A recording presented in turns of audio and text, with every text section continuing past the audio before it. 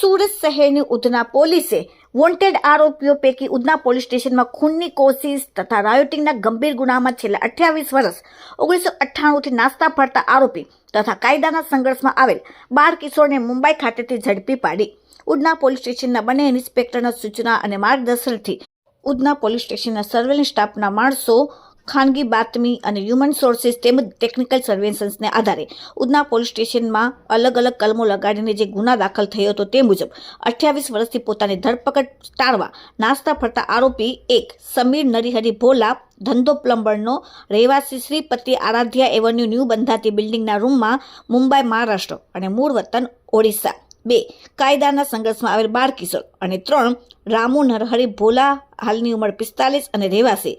RNA business centre છઠ્ઠા માળે મહારાષ્ટ્ર અને મૂળ વતન ઓડિશાવાળાને ઝડપી પાડવામાં આવેલ છે અને ઉધના પોલીસે આ ત્રણેયને મુંબઈ ખાતેથી પકડીને ખૂબ જ સારી પ્રશંસનીય કામગીરી કરેલ છે. Bureau report, daily India TV, Surat.